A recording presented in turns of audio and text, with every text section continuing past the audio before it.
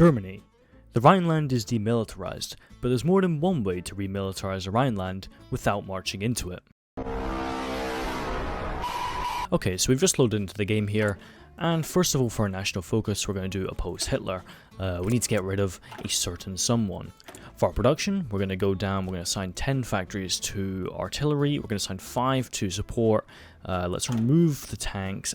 For navy, we're just going to delete them all these ships are pretty much useless and we're going to replace them with convoys. All of our troops, we're going to assign them to 1 field marshal and we're going to remove 6 divisions. We're going to take our entire army and we are going to replace them all with 24 infantry divisions. Why are we doing this? Because when we go into the Civil War, we will be left with 11 divisions and the fascists will be left with 13.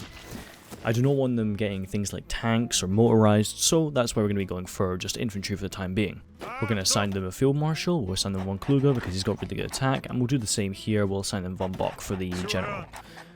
We can set up our line just along here towards the river. Away up we go. For construction, we're going to build some civilian factories here in the Rhineland, obviously because this is going to be the land we're going to be controlling. For research, we'll just do a basic start, we'll do basic machine tools, construction 1, electromechanical engineering, and let's do basic armor protection. Okay, so the Civil War has just kicked off, and yep, there goes the Civil War. Okay, so we've got our divisions here, and we can delete this line here. Let's assign everyone to this main army. We'll take the next 24 divisions and assign them as well. Get everyone up in that front line. We'll reassign von Kluge, we'll reassign von Bock, and for the second army we will assign Wilhelm Ritter von Lieb. For our next national focus, we are going to rush down for extra research slot. So we'll start with the 4-year plan, we'll go for autarky, Kaiserwerke, Wilhelmhaven, then onto extra research slot. This is going to give us things like more civs, which can be great, more construction speed, and just generally is going to give us a great starting point to build up our industry. Straight away we're going to take extensive conscription. Why are we doing this? Because as soon as the Civil War ends we will not be able to take it anymore because we are not aligned, no longer fascist. We're going to be pretty limited with a 2.5% recruitable population factor, so I really want to make sure that we have this 5% now and not have to build up to that later on. So set up our air here in this airbase. We'll assign our fighters, we'll assign our bombers, and we will assign our CAS. We're going to set these up for air superiority and close air support. Now I know a lot of people will set up air superiority alongside interception, but you shouldn't do this. Why? Because when you set up air superiority and interception at the same time, you're reducing the efficiency the airplane's going to be operating at.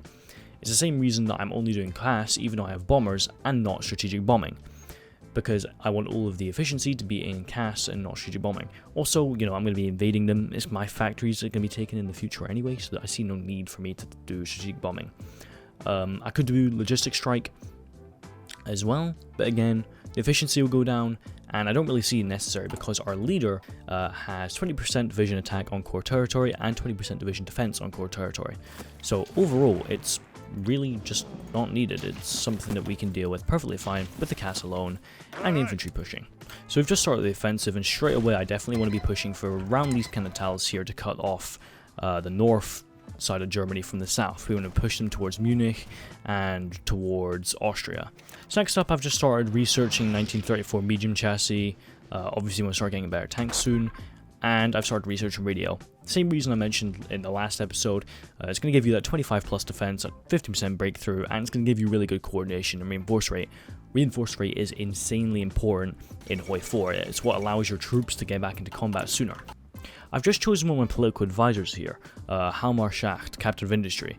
He's going to be very important for us right now, as the most important buff we're going to get from him is going to be that 10% civilian factory construction speed, which is going to really help us to build up our industry much faster than otherwise would be able to.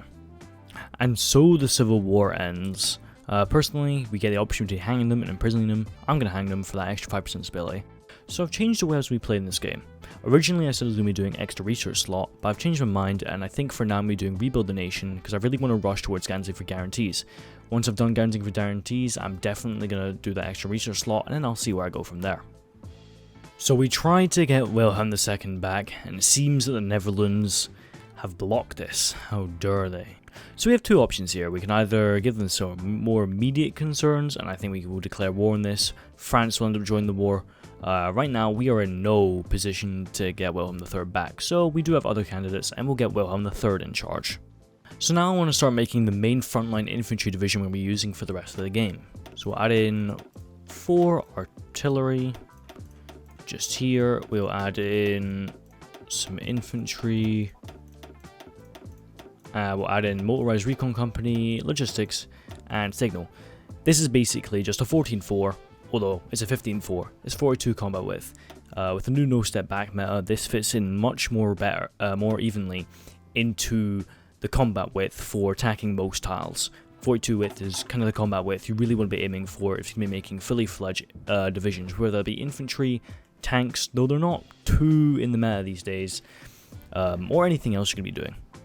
And oddly enough, France has just went into a civil war between, let's see here, the fascists and the Democrats. Bit odd, bit unexpected, but you know what, fair enough. Just checking over. Oh, and I was about to say, it looks like the fascists are going to win. Yeah, they have just completely annihilated them, pretty much steamrolled them. And it would seem, yeah, it would seem that the Japanese and the French are starting to get a bit close to one another. So we've just finished Danzig for guarantees, and Poland has accepted. This now allows me to reclaim my German Empire borders, which, no, they don't have cores on them. However, I do need to change my garrison template to my cavalry division. Either way, this is a great step forward for me, and is really going to allow me to become much, much more powerful. So I've just checked now, and Katowice, Posen, and Danzig are now all cores of mine. However, Gdynia is not. But that's not a bother at all. Certainly, this could be a big boost to our manpower, and is also going to give us more space to build factories. So I feel now it's time to design a tank. So we're going to add up to 9 armor and 9 engine for the most resource efficient tank. We'll set this to diesel engine, we'll set this to cast armor, torsion bar, we'll give it a medium cannon, we'll give it a 3-man turret, we'll give it a radio, sloped armor, and some smoke launchers. And I feel like this will give it a nice icon. This is going to be a very, very nice tank. So right now I am feeling pretty boxed in, I'm feeling pretty cornered. Of course I've got the Soviets to my east, and I've got the French to my west. So I'm really not feeling too, well, I am feeling confident, but if we were to go to war, I imagine I'd have to fight Italy and Japan, and all in all, it's just not something that I'm particularly looking forward to dealing with. So I've just done something very unconventional and joined the Allies. With the French to my west and to the Russians to the east, I'm just not feeling all that confident. Setting up some naval invasion plans here, now that I'm going to have pretty much guaranteed naval superiority with the British and with me joining the British faction. Yeah, really just looking to just expand my options and make sure that I'm not going to be too overwhelmed. I thought joining the Allies was the best way to do so. So yeah. And the Soviets have just declared war on Finland. So obviously, being a member of the Anti-Soviet Pact, I'm going to have to join. And I suppose for now, it's just a matter of seeing as to whether or not the other members will join too. Well, I may have overdone it, because it seems like everyone in the entire world is now in the Allies. We've got the Afghans in the Allies, we've got the Brazilians in the Allies. I mean, everyone is just joining to help take out the Soviet Union. Okay, so I'm going to set us to total mob. This is going to reduce our consumer goods by 10%, which has made our economy very, very strong. And to counteract this, well, as soon as we hit 100 political power, we're going to hit women in the workforce. And up to 100 and women in the workforce. There we go. So I got an event to unify Germany, and the Austrians have just accepted this. So it's a great day for the German question.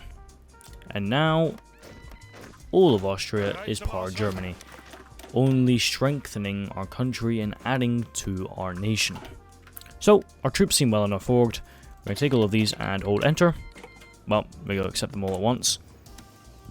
And now, let's push. So we are making some really strong pushes here into Italy, getting a tiny bit bogged down, but our main goal here is to liberate the Balkans of enemy occupation, which is going quite well. And here in the east, Nothing's really to worry about. It's going quite well. We're pushing all across the front.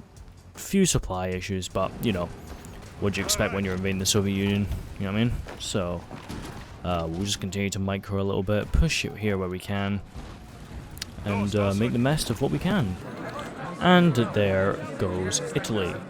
I'll take South Tyrol. And other than that, to be honest, I think I'm just going to let the AI decide. This is probably going to be a terrible idea, but let's see what happens, shall we? Nothing much, really. I mean, a few provinces were taken here and there, but yeah, Republic in Italy. Just a puppet. The colonies were liberated, but all in all, nothing really much. Quite tame, actually, for the AI, that is. Oh, and finally the Soviet Union has capitulated. I'm not going to take anything from this peace deal, but I'll give some of this land to, well, Finland over here. You were the people that invaded. You deserve it. There we go. Just the same as I did for the Italians. I'm just going to press done, and let's see what the AI comes up with. Oh God, and my eyes. And this is why I normally don't play without player-led peace conferences. If you liked what you saw, please subscribe. Please like. If you guys want me to, I continue this game. I could kill the French, I could turn on the British, and try and kill the Americans and the Japanese. But yeah, all in all, for myself, I'm going to call it here. But please like the video. Please subscribe. And I'll see you guys all in the next one. Peace.